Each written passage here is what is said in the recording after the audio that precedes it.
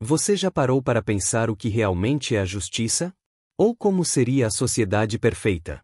No vídeo de hoje, vamos mergulhar em uma das obras mais influentes da história da filosofia, A República, de Platão.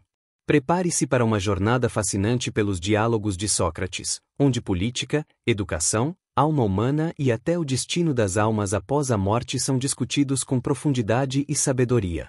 Se você busca entender os fundamentos do pensamento ocidental, esse vídeo é para você.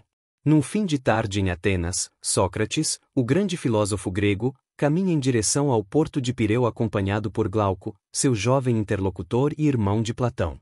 A intenção era assistir a uma celebração religiosa, mas logo são interceptados por Polemarco, que os convida a irem à casa de seu pai, Céfalo. Lá, no ambiente calmo e filosófico da residência, inicia-se uma das mais profundas e influentes discussões da história do pensamento ocidental. O que é a justiça? A pergunta fundamental, o que é a justiça? Céfalo, homem idoso e próspero, começa a conversa falando sobre a velhice e os benefícios de uma vida honesta. Para ele, a justiça consiste em dizer a verdade e pagar as dívidas.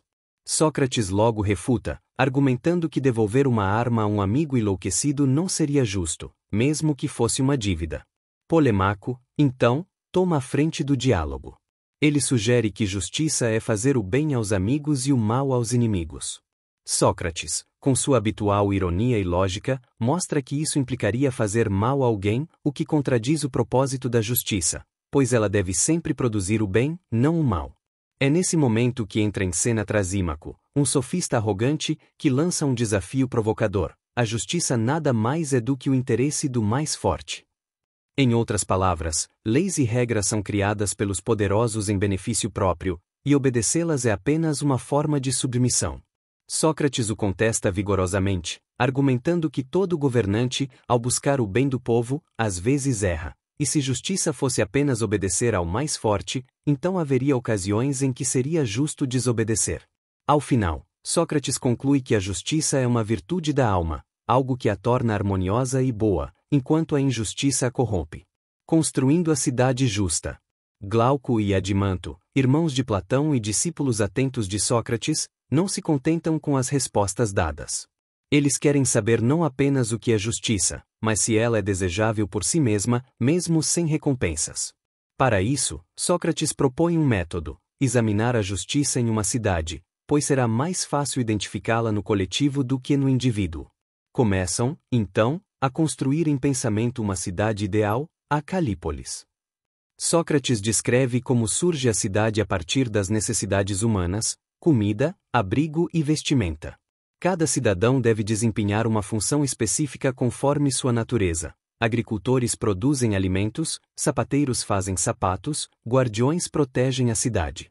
No entanto, surge a necessidade de uma classe de guardiões com alma nobre, corajosa e disciplinada. Para moldar essas almas, Sócrates propõe um rígido sistema de educação baseado em ginástica para o corpo e música, no sentido grego de formação moral e intelectual, para a alma. A educação deverá filtrar os melhores, que passarão por testes e provas de caráter. É nesse ponto que Sócrates introduz a teoria das três partes da alma: racional, irascível, espírito, e concupiscente, desejo. Uma cidade justa espelha essa divisão. Os governantes são a alma racional, os guardiões são o espírito, e os produtores representam os desejos. A justiça, tanto na cidade quanto na alma, ocorre quando cada parte cumpre sua função sem interferir nas outras. Mulheres, família e o rei filósofo. A discussão se aprofunda e entra em um dos tópicos mais polêmicos da obra: a abolição da família para os guardiões.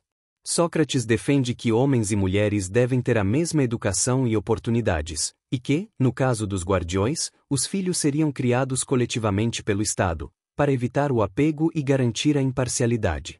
Então, Sócrates afirma que a cidade só será verdadeiramente justa se for governada por reis filósofos, homens que amam a verdade, desprezam as riquezas e possuem uma alma racional altamente desenvolvida. Esses filósofos não desejam o poder, mas aceitam governar por dever, como médicos que curam mesmo contra a vontade do paciente. A natureza do filósofo. Aqui, Sócrates dedica-se a descrever a alma do verdadeiro filósofo. Ele ama o conhecimento verdadeiro, não as aparências. Enquanto a maioria se satisfaz com sombras e opiniões, o filósofo busca o ser, a essência das coisas. Ele compara os filósofos a marinheiros em um navio onde o comandante é cego e os outros tripulantes brigam pelo leme, sem saber para onde ir. Apenas o filósofo tem a visão do todo. O mito da caverna. Um dos momentos mais emblemáticos do livro é apresentado, o mito da caverna. Sócrates pede que imaginem homens acorrentados dentro de uma caverna desde o nascimento, vendo apenas sombras projetadas por objetos atrás deles. Um prisioneiro se liberta, sai da caverna e vê o mundo real, com luz, formas e cores. No início, a luz o cega, mas aos poucos ele se adapta. Quando volta para libertar os demais, é ridicularizado e rejeitado. Essa alegoria representa o processo filosófico, sair da ignorância, às sombras, em direção à verdade, a luz do sol, símbolo do bem.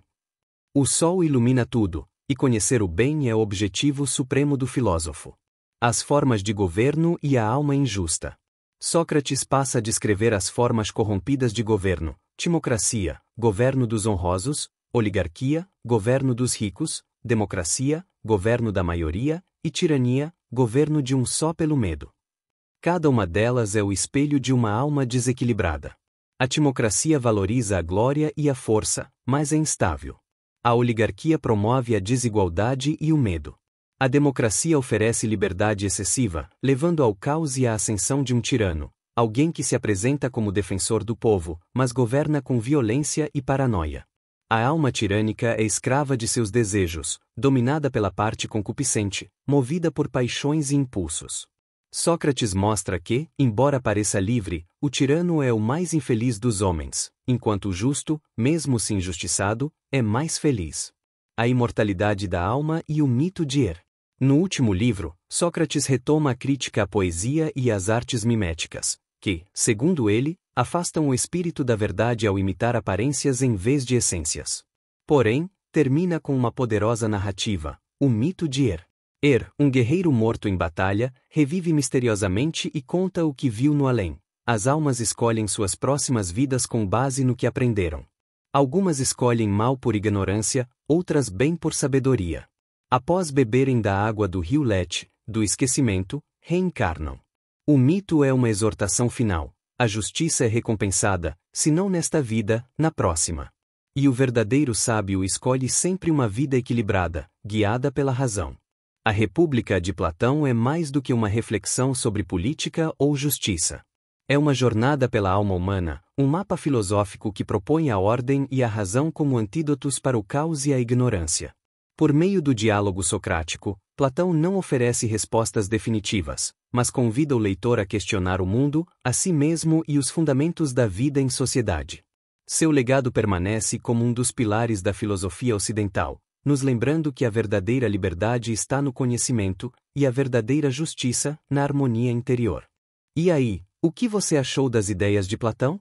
A República continua sendo uma obra desafiadora e inspiradora mesmo depois de mais de 2000 anos.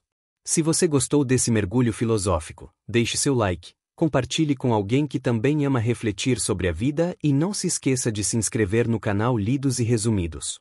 Até o próximo vídeo, onde a busca pelo conhecimento continua.